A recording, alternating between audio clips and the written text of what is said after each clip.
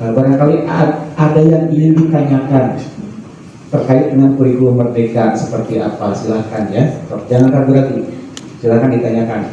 Kalau bisa saya jawab, kalau nggak bisa nanti saya catat pertanyaannya, silahkan ya.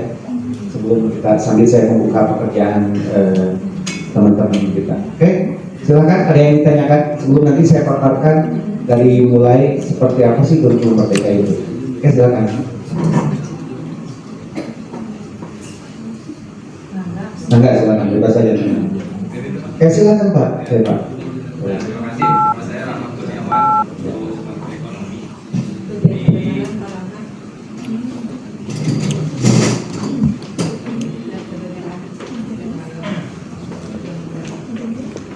Terima kasih. Nama saya Rahmat Kurniawan, mengajar ekonomi. Nah, yang ingin saya tanyakan untuk mata pelajaran ini tadi fase E, ya, itu kan capaian pembelajaran kelas 11, kelas 12 itu menjadi satu jadinya, punya capaian pembelajarannya. Lalu bagaimana cara membaginya, mana capaian pembelajaran untuk kelas 11, mana untuk yang kelas 12. Kalau kelas 10 memang sudah jelas itu untuk kelas 10. Terima kasih. Ya.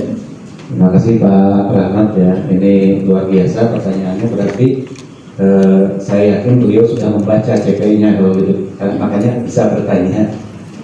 Sebetulnya kan karena kita kurikulumnya akan tetap menggunakan 13, maka tahun ajaran sekarang itu tidak digunakan ya gitu ya. Tapi sebagai bahan pengetahuan, begini Bapak dan Ibu, di kurikulum Merdeka kan tidak mengenal adanya KD, ya, karena KD-nya sudah pindah ke Timur,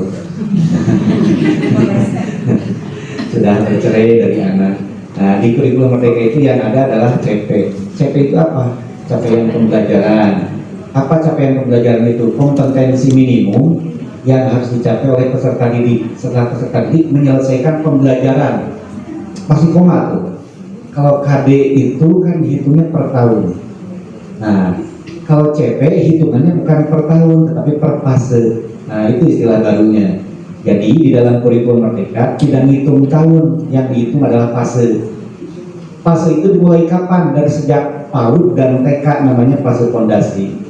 Di SD kelas 1 fase A namanya, fase A itu kelas 1 dan kelas 2. Di 34B, 56C.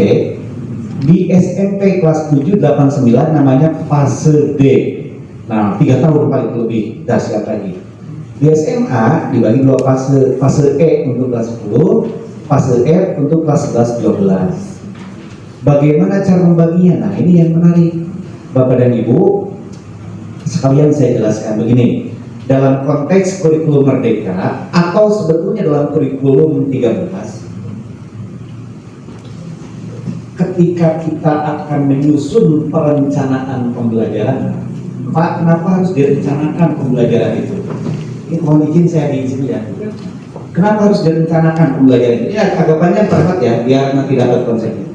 Kenapa pembelajaran itu harus direncanakan?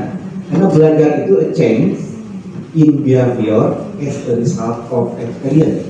Belajar itu berubah perilakunya sebagai akibat dari pengalaman. Kalau begitu maka siswa harus diberikan pengalaman. Pengalamannya bukan dari Renca Muar ke sini Pak, awas hati ya. Nah, nanti saya bully juga kalau nggak usah. Dia senyum-senyum pengen dibully sepertinya ya. Tenang. Jadi pengalaman belajar siswa itu yang memberikan adalah guru, kan begitu ya. Nah, karena siswa harus diberikan pengalaman belajar, maka pengalaman itu tentu biar bermakna harus direncanakan oleh guru. Itu ceritanya. Bayangkan kalau siswa mau diberikan pengalaman belajar tapi tidak direncanakan oleh guru. Ini kemana lagi? Karena istilah saya kan seperti kalau ada guru seperti itu persis seperti mobil Bogor Sukabumi yang elok itu. Jadi hanya Allah dan sopir yang tahu mobil teknikal kemana. Jadi bapak ngabulangan dengan nomor RPP sama dengan sopir itu hanya Allah dan bapak yang tahu hari ini akan ngajar apa. Jadi jangan sampai seperti itu. Jadi harus direncanakan pengalaman belajar itu. Apa yang harus direncanakan dalam konsep backward design itu ada 3. Ini yang baru nih ya. Mudah-mudahan sudah dijelaskan oleh dalam kesempatan sebelumnya. Entah siapapun lagi. Jadi dalam konteks kurikulum merdeka atau kurikulum sebelumnya itu ada yang disebut dengan konsep backward design. Apa backward design itu? Ketika kita merencanakan pembelajaran harus dibayangkan di sini kompetensi apa yang harus dimiliki oleh peserta didik. Budak teh sing bisa naon sih? Anak itu harus bisa apa? Di sini harus dibayangkan. Nah, ketika bicara kompetensi apa yang harus dimiliki, maka ya pemerintah menyediakan itu. Apa yang disediakan pemerintah dulu namanya kompetensi dasar. Sekarang ada CP, gitu ya. Nah, jadi kompetensi apa yang harus dimiliki itu namanya KD atau CP. Apa bedanya KD dengan CP? Sangat beda. KD matinaka, CP matinaka itu kalau pada SD. CP itu dia bentuknya deskriptif, sangat panjang dan mengandung elemen, bukan elemen susu. Awas hati-hati, elemen yaitu konten esensial. Tapi kan KD itu sifatnya masih umum, CP itu sifatnya masih umum. Maka KD di K13 di breakdown jadi apa? IPK. IPK itu indikator pencapaian kompetensi. Indikator saya suka ke Pak Widi.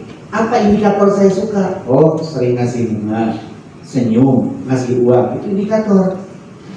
Dari KD ke IPK, karena KD itu masih umum, belum bisa terukur. Nah, kemudian berkembang, ada IPK jembatan dan sebagainya. Saya bilang, kenapa harus ada IPK jembatan? Ya? Kalau begitu, kalau ada IPK jembatan, nanti ada IPK gerbang tol, gitu kan? Nah, IPK ya IPK saja. IPK. Nah, sekarang masuk CP. CP masih umum juga, harus dibuat lebih spesifik. Maka yang pertama tadi konsep backward design, bayangkan siswa itu harus menguasai apa, siswa itu harus bisa mendemonstrasikan apa, siswa itu harus memahami apa. CP-nya masih umum, di breakdown, dibuat lebih spesifik oleh guru, jadilah TP. Nah, jadi di kurikulum merdeka istilahnya TP, tujuan pembelajaran. Jadi beda karakter tujuan pembelajaran K13 dengan tujuan pembelajaran di PK. Kalau tidak percaya tanya deh suaminya Bu Reni ini, Pak Aslia. Dulu itu ketika menyusun RPP kita bersepakat nih, oke, TP perlu tidak, TP perlu tidak, waktu di K13 kan sudah ada IPK, sudah buat TP. Nah, TP itu kemudian nanti harus di apa ya isinya, waktu itu kan TP hanya kata-kata saja, begini saja umum di K13 karena sudah diwakili IPK. Nah, sekarang TP ini kalau ini bukan sama, jika dibandingkan dengan K13 mungkin identik sama dengan IPK, mungkin identik ya. Tetapi TP ini yang jelas dibuat lebih spesifik dari CP. CP ini kan kompetensi minimum, boleh nggak guru mengembangkan CP? KD ini masih minimum, boleh nggak guru mengembangkan KD? Jawabannya boleh. Mengubah CP, mengubah KD boleh tidak? Tidak boleh, karena dokumen negara. Kalau begitu mengembangkannya di mana? Di IPK atau di TP, gitu caranya. Oke, saya ambil contoh yang sederhana. Apa ya? Nah, ini lemari ini. Ini lemari. Ini ya, ini katanya kan kalau lemari itu harus kontekstual. Nah, ini lemari. Lemari ini masih umum atau bisa dispesifikkan lagi? Umum atau spesifik, bisa dispesifikkan lagi? Bisa. Apa bisa dispesifikkan lagi? Saya ingin membeli lemari, misalnya. Untuk penyimpanan. Oke, lemarinya untuk menyimpan apa? Spesifik. Apalagi? Harganya bisa jadi. Ya, harganya. Warnanya, bentuknya, bahannya, belum kalau nanti siapa yang membuatnya, toko yang menjual. Nah, CP ini masih umum, tugas guru membuat lebih spesifik. Nah, ketika membuat lebih spesifik itu, di sini sudah bayangkan siswa harus bisa apa sih sebetulnya. Nah, pasti akan berbeda. Contoh, Pak Widi ngajar di SMA 9, saya ngajar di SMA Cikemar, ngajar bola basket. CP-nya biasanya tentang bola basket. Saya buat menjadi TP. Saya di SMA Cikemar, anak-anak itu baru mengenal bola basket, maka saya buat TP-nya beserta dapat melakukan dribble dalam bola basket. Udah mulai. Yang paling dasar. Tetapi bagi Pawi di SMA 9, anak-anak Bogor itu sudah biasa main basket. Maka TP-nya mungkin tidak akan begitu. Sudah bisa lewat. Peserta tadi dapat melakukan variasi dribbling, melewati rintangan, mungkin seperti itu. Jadi berbeda karakter. Maka ketika kita menyusun TP, harus apa yang harus bisa dilakukan siswa itu, bayangkannya siswa bukan kita. Ketika kita merencanakan pembelajaran, rohnya itu ada di peserta didik. Itulah sebabnya kenapa menyusun KOS. Nanti kita coba sedikit saja bahas KOS. KOS itu garis miring KTSP. Kenapa? Harus ada analisis karakteristik satuan pendidikan. Bapak dan Ibu, karakteristik satuan pendidikan itu nanti misalnya menyangkut lingkungan sosial budayanya di sini. Misalnya di sini sekolahnya bangunannya dua nih berbeda-beda. Ketika bangunannya berbeda, memungkinkan terjadi yang namanya saya menyebutnya istilahnya cultural lags. Ada perbedaan budaya antara di Kartini dan Magdalena. Ketika terjadi perbedaan budaya, memungkinkan orang akan terpisah secara adat, terpisah secara kebiasaan, yang akan menyebabkan konflik sebetulnya. Bisa jadi karena berbeda ruang saja, itu akan menyebabkan orang berbisik-bisiknya berbeda, apalagi berbeda gedung. Itu yang akan menyebabkan cultural desainnya gitu. Agak berbeda. Maka ketika menyusun KTSP itu kalau copy paste gampang gitu. Tapi analisis, pertanyaan saya sekarang begini, pernah tidak? Ini mah bukan sekarang, dari sekarang sampai ke yang lalu, ya ke yang belakang. Pernah tidak guru-guru ditanya maunya apa? Pernah tidak? Di beberapa sekolah secara umum belum pernah ditanya. Pernah tidak ditanya maunya siswa apa? Belum pernah ditanya. Pernah ditanya enggak? Kenapa orang tua menyekolahkan anak ke SMA 9? Apa yang diinginkan oleh orang tua? Apa harapan mereka? Tiba-tiba sekolahnya menyusun visi. Dari mana visinya? Harusnya visi misi itu lahir dari analisis karakteristik satuan pendidikan. Saya mencontohkan begini. Ada satu SMA yang depan, belakang, pinggir, kanan itu mall. Tiba-tiba menyusun bloknya beternak lele, nyambung nggak? Dari mana hal itu bisa terjadi? Dari analisis karakteristik. Nah, analisis karakteristik itu pada dasarnya apa? Tanya semua pemangku kepentingan. Siapa pemangku kepentingan itu? Satu, guru dan tenaga pendidikan lainnya. Jangan dipilah-pilah. Tidak ada strata. Mau junior, mau senior, mau ASN, non ASN, semua namanya guru. Kita ini semua guru nih, bukan pengajar. Pengajar itu bagian dari guru. Bapak dan Ibu, aduh kalau bicara guru mah berat.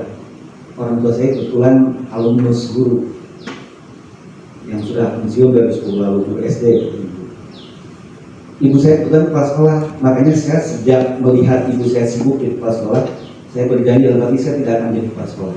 Karena bagi saya melihat kepala sekolah itu orang yang paling sabar, orang yang paling baik, orang yang paling harus bisa nahan emosi. Kalau saya jadi kepala sekolah, kabayang sigana eta guru yang di balai doku tolak peluru, kata saya kesini berolahraga gitu ya.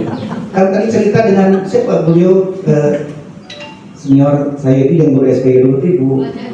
Nah itu cerita kan waktu dulu itu kan di balai doku panghapus gitu ya. Nah itu saya juga ngalamin gitu, digebuk pakai apa ya bu, pakai penggaris panjang.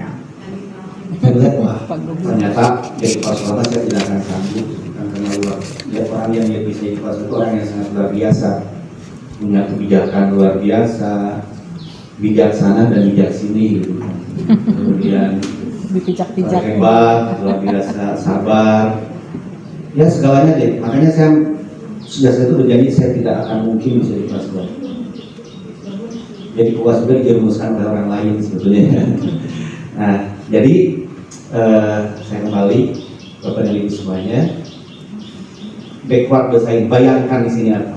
Supaya bisa membayangkan karakteristik peserta didik harus dilihat. Maka di KOS itu harusnya muncul hasil analisisnya. Apa kekuatan kelemahan guru di SMA 9? Pernah ditulis nggak Pak Widi ini Kalau Pak Widi muda, saya bilangnya Pak Widi muda, Pak Widi gaul dan Pak Widi jadul gitu kan. Dan teman saya Pak Widi jadul masalahnya sama dengan saya. Ini Pak Widi gaul ini ditulis nggak di KPSP-nya bahwa dia ini seorang guru penggerak? Kan mesti jadi kebanggaan, ditulis saja. Nah, itu bagian dari analisis karakteristik satuan pendidikan. Tanya ke anak, nak, kenapa pembelian 99? Apa harapan kamu? Apa yang ingin kamu pelajari di sini? Misalnya diambil benang merahnya, oh ternyata anak 9 itu maunya ke teknologi, baru nyambung tuh visinya, IP, nyambung ke misi, nyambung ke tujuan, nyambung ke mulok. Oh kalau begitu cocok nih kalau ada mulok robotik, kan gitu mestinya. Kan rata-rata itu termasuk saya gitu kan, mau ditaruh visi misi sekolah dapat. Nah, kita apa? Ada sanes abdi pada mau ke kurikulum kita makan gitu rata-rata kan orang yang rajin itu ada di kurikulum gitu bikin gitu. Kita mah terang maca itu disaliwat gitu, maca saliwat. Kita harus ada apa? Betul. Ya. Nah, bagaimana kalau mulai sekarang seperti itu? Paling tidak ya kan mumpung mulai ditanya saja.